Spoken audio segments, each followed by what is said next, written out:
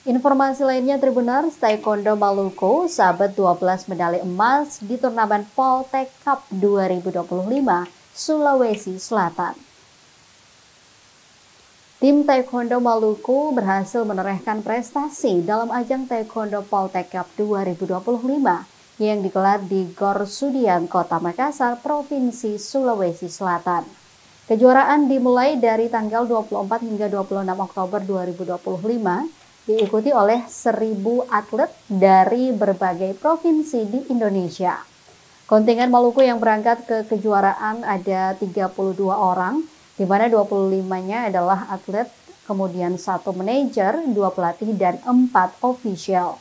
25 atlet terdiri dari anak-anak, remaja, hingga dewasa, dan mereka ini akan mengikuti kategori Kyurigi atau tanding dan Pomsai atau jurus. Pembagiannya juga per usia, di mana kelas para kadek mempunyai batas usia adalah 10 tahun dan kelas kadet batas usianya 14 tahun. Ada juga kelas junior batas usianya 16 tahun dan kelas senior 16 tahun ke atas. Usai menjalani pelatihan intensif berbulan-bulan, para kontingen yang mewakili Maluku ini berangkat pada 15 Oktober lalu dengan menggunakan kapal laut.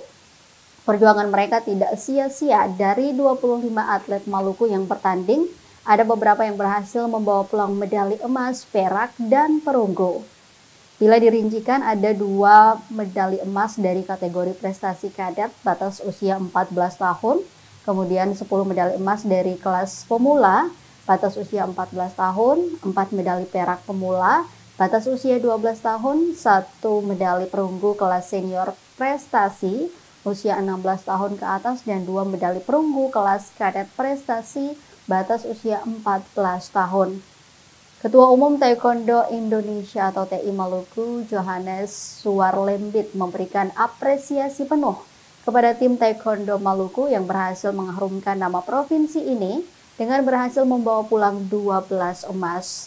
Dia juga berterima kasih kepada pelatih yang mampu mengajarkan anak didiknya hingga bisa berprestasi sejauh ini. Sebagai informasi, ini nama atlet Maluku yang meraih medali dalam ajang Poltek Cup 2025. Di antaranya Laurentius Alakamin Fasak, Itin, Felix, Jordi, Tristan, Marcel, Shakila, Junior, Fanny, dan Ovali.